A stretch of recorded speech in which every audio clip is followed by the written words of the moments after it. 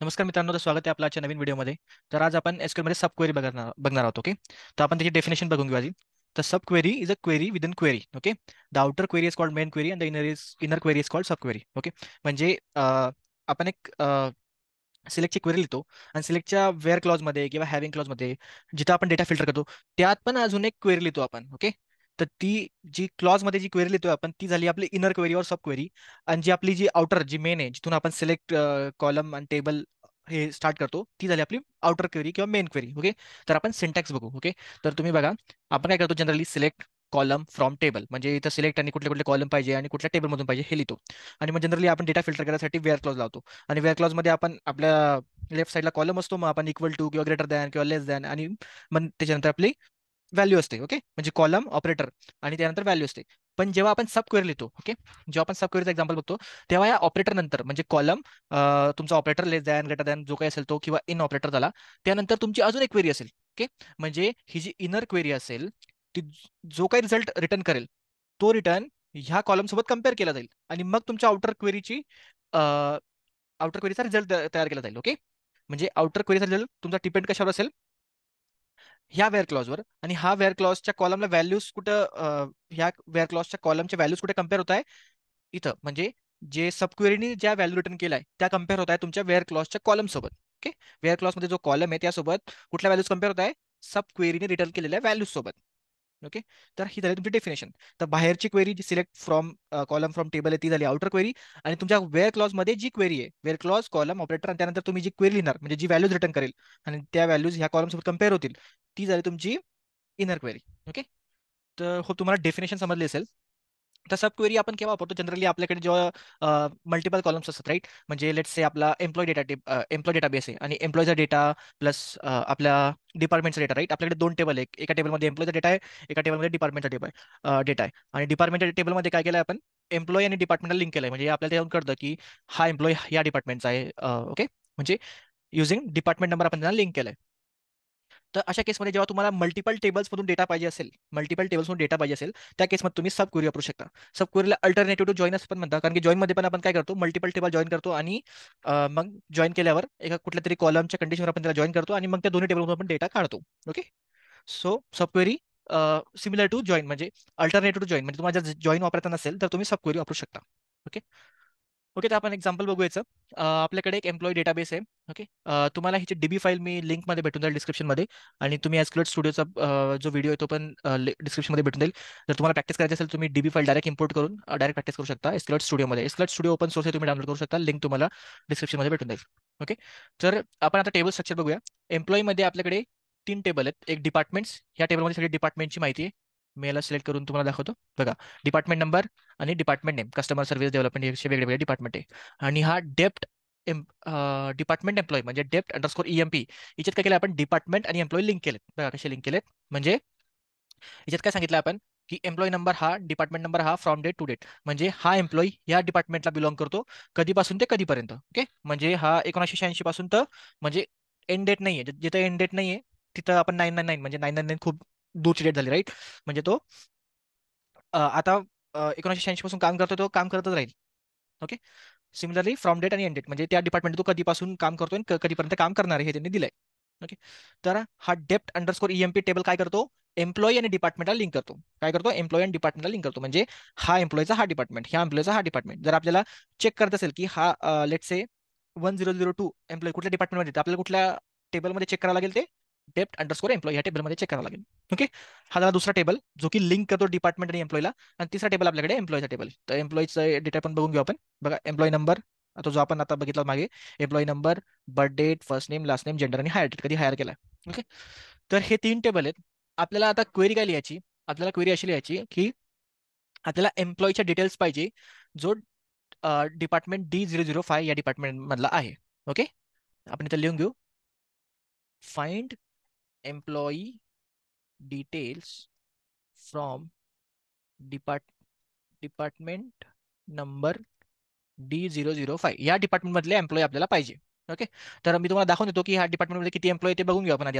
आता या टेबलमध्ये आपण लिंक केलं, राईट. ह्या टेबलमध्ये आपल्याला डिपार्टमेंट पण आहे, एम्प्लॉई नंबर पण आहे, तर आपल्याला लगेच कळून जाईल की ह्या डिपार्टमेंटमध्ये किती एम्प्लॉई आहे. तर आपण ते चेक करून घेऊ.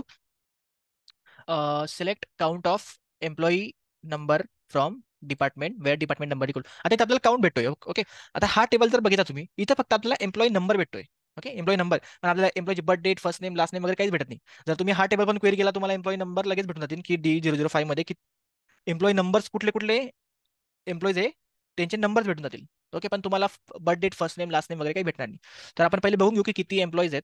ओके, तुम्ही आता काउंट घेतोय, select count of employee number where department number is equal to D005. Okay, total 258 आहेत. ओके, तर आता आपण ह्या 258 एम्प्लॉईजचे डिटेल्स काढू. ओके, कशा काढू ते बघू. आता सिंटॅक्स काय होता आपला, की सिलेक्ट फ्रॉम टेबल वेअर. ही झाली आपली आउटर क्वेरी, की आपल्याला काय पाहिजे, आता एम्प्लॉईचे डिटेल्स पाहिजे. तर आपण काय लिहिलंय, select employee number, birth date, first name, last name, gender from employee. ही झाली आपली आउटर क्वेरी झाली. ओके, ही झाली आपली आउटर क्वेरी. आता आपल्याला इनर क्वेरी काय लिहायची, की where department number equal to D005, म्हणजे या डिपार्टमेंटचे आपल्याला एम्प्लॉई पाहिजे. तर ही झाली आपली इनर क्वेरी. तर एम्प्लॉई टेबलमध्ये डिपार्टमेंट नंबर कुठे दिसतोय का, एम्प्लॉई टेबल हा झाला, याच्यात डिपार्टमेंट नंबर दिसतोय का, नाही. तर मग आपल्याला डिपार्टमेंट नंबर कुठून भेटेल, इथून जिथं आपण एम्प्लॉई आणि डिपार्टमेंट लिंक केले. कारण की इथं आपल्याला लगेच कळेल की ह्या एम्प्लॉईचा हा डिपार्टमेंट आहे. ओके, तर म्हणजे आपल्याला काय करायचं आहे, एम्प्लॉई डिटेल्स काढायचे आहेत, पण कुठल्या डिपार्टमेंट मधला, D005. तर झाली आपली आउटर क्वेरी. तर आपल्याला आता इनर क्वेरी लिहायची. ओके, तर इनर क्वेरीचा सिंटॅक्स आपण एकदा बघून घेऊ. इनर क्वेरीचा सिंटॅक्स काय आहे, वेअर, वेअर क्लॉज नंतर काय आपल्याला कॉलम द्यायचा आहे, ऑपरेटर द्यायचा आहे, आणि त्यानंतर आपली इनर क्वेरी लिहायची. ओके, तर वेअर एम्प्लॉई नंबर, कारण की आपल्याला एम्प्लॉई नंबर डिपार्टमेंट मध्ये चेक करायचा आहे, राईट, की आपल्याला हा एम्प्लॉई डिपार्टमेंट नंबर D005 मध्ये आहे का ते चेक करायचं आहे. Okay, where employee number in. आता इन का घेतोय, कारण की डिपार्टमेंट 005 मध्ये मल्टिपल एम्प्लॉईज राहतील, राईट, मल्टिपल एम्प्लॉईज राहतील. तर मग आपल्याला जेव्हा आपण मल्टिपल व्हॅल्यूज चेक करतो, तेव्हा आपण काय करतो, इन ऑपरेटर यूज करतो. इक्वल टू ने काय होतं, सिंगल व्हॅल्यू चेक होते, एकच एम्प्लॉई चेक होईल. पण इनने काय होईल, मल्टिपल व्हॅल्यूज चेक होतील जे की त्या डिपार्टमेंटमध्ये असतील, मल्टिपल एम्प्लॉईज जे की त्या डिपार्टमेंटमध्ये असतील. तर आपण ते चेक करू. आता आपण काय वापरलाय, ऑपरेटर. आपला सिंटॅक्स बघा, इथपर्यंत काय होतं, ऑपरेटर इन आहे आपला. आता आपल्याला इनर क्वेरी लिहायची. इनने मल्टिपल व्हॅल्यूज चेक करतोय आपण. Okay, select employee underscore number from. आता आपलं लिंक कुठे केलंय, एम्प्लॉई अँड डिपार्टमेंटला, ह्या टेबलमध्ये dept underscore employee where dept underscore number equal to D005. Okay, in, okay, from employee where clause राहिला, सॉरी, वेअर राहिला. ओके, तर आता आपली इनर क्वेरी झाली, from employees where. Okay, where, आणि त्यानंतर आपण कॉलम, ऑपरेटर, आणि मग क्वेरी. म्हणजे वेअर क्लॉज मध्ये आपण काय लिहिली आहे, आपली सब क्वेरी लिहिली. ओके, सब क्वेरी म्हणजे काय, select queries, normal select query जी की व्हॅल्यूज रिटर्न करते.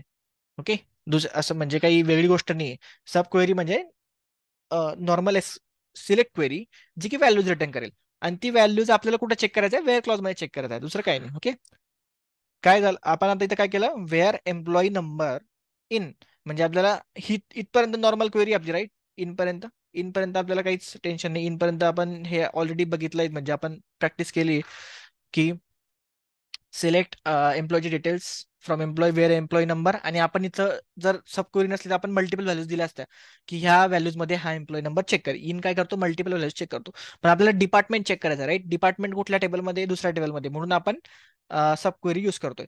तर आपण काय करतोय, डेप्ट अंडरस्कोर एम्प्लॉईच्या आपण एम्प्लॉई आणि डिपार्टमेंट नंबर लिंक केलेत, म्हणून आपण काय करतोय, त्या टेबलमध्ये जाऊन क्वेरी करतोय, तिथून असे एम्प्लॉई काढतोय जे डिपार्टमेंट नंबर D005 मध्ये ऑलरेडी आहेत, असे एम्प्लॉई आपण काढतोय. ओके, तर सिलेक्ट क्वेरीने काय रिटर्न केलं, सिलेक्ट क्वेरी रिटर्न करेल 005 ह्या डिपार्टमेंट मधले सगळे एम्प्लॉई रिटर्न करेल. सपोज त्याने 10 एम्प्लॉई रिटर्न केले, तर इथं आता इन मध्ये काय होईल, जेव्हा ही क्वेरी एक्झिक्यूट होईल तेव्हा व्हॅल्यूज येतील.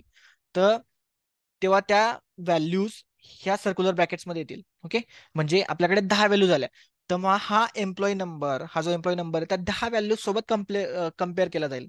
ओके, की हा एम्प्लॉई नंबर त्या 10 व्हॅल्यूज मध्ये आहे का, आहे तर रिटर्न कर, नाही तर नाही रिटर्न, रिटर्न नाही होणार. ओके, ओके, तर सिलेक्ट क्वेरी काय, सिलेक्ट क्वेरी काय रिटर्न करेल, असे एम्प्लॉई नंबर्स म्हणजे मल्टिपल एम्प्लॉई नंबर्स रिटर्न करेल जे की डिपार्टमेंट D005 मध्ये एक्झिस्ट करतात.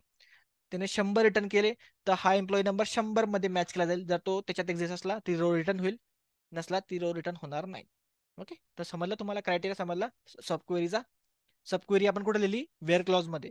वेअर क्लॉज मध्ये आपण चेक करतोय.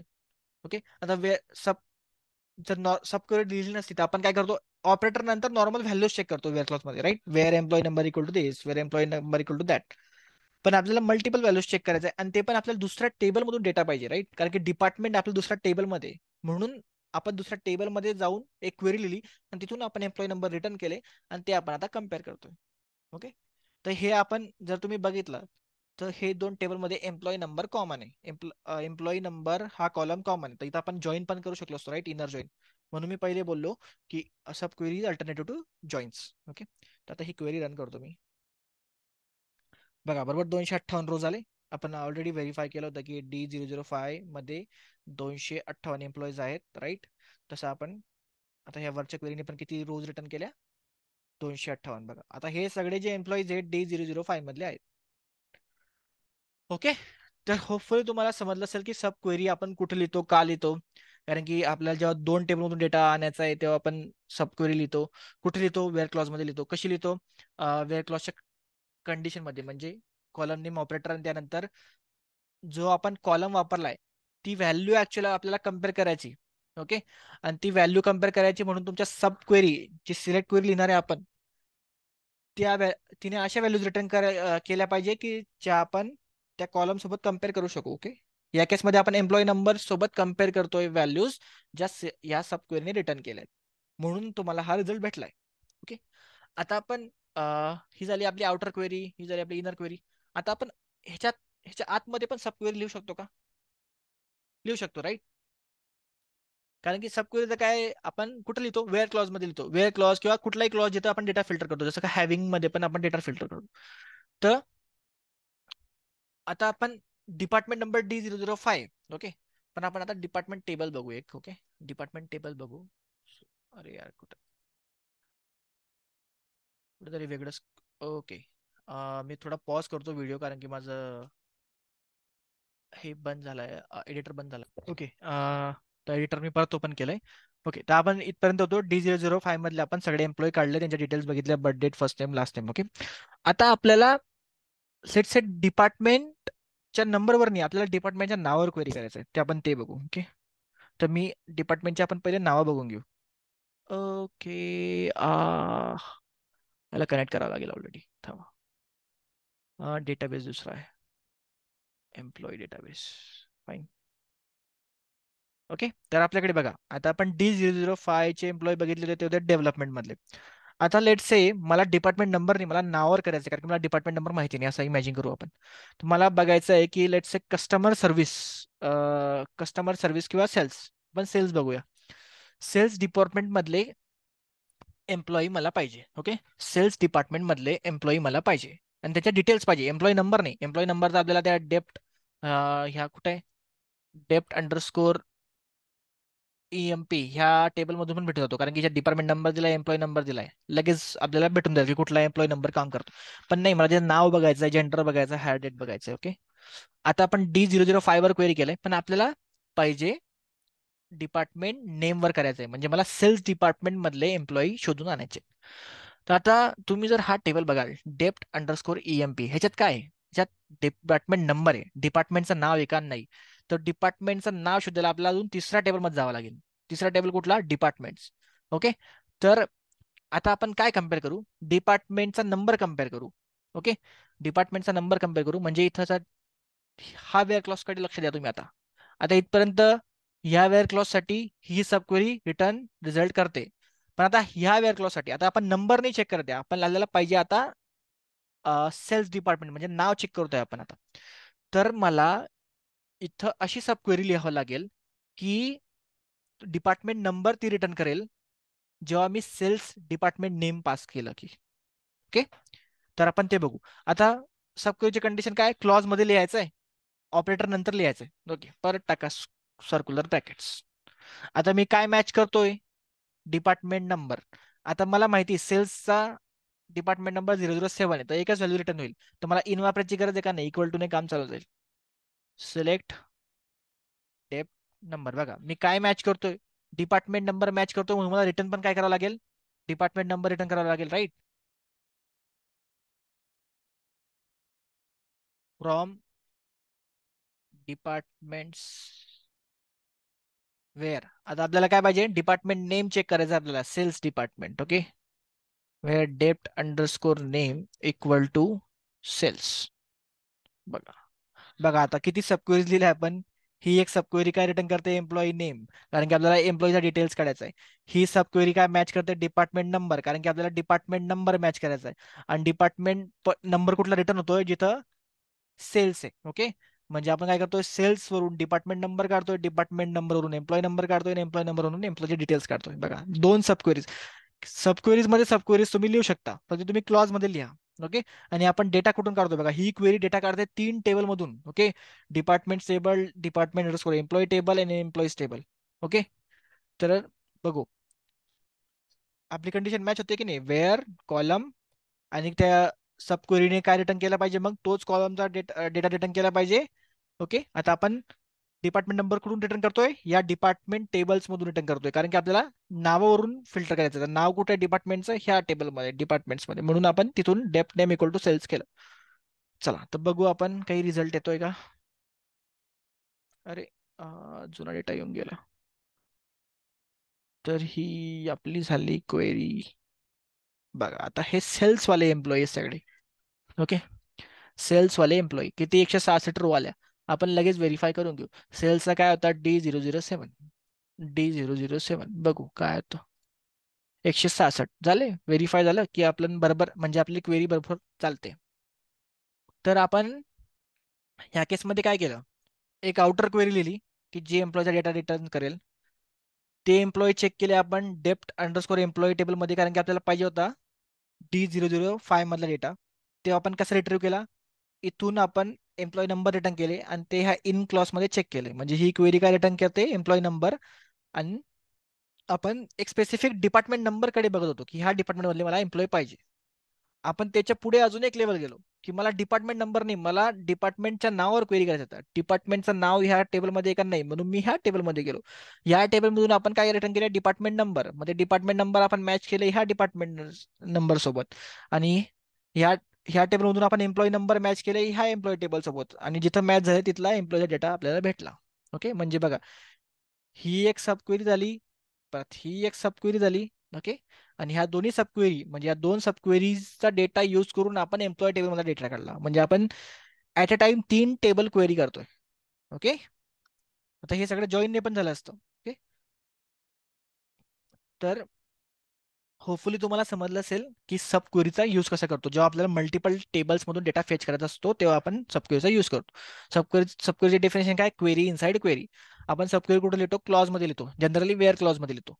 आणि वेअर क्लॉज मध्ये लिहितो आणि सर्क्युलर ब्रॅकेट्स मध्ये, म्हणजे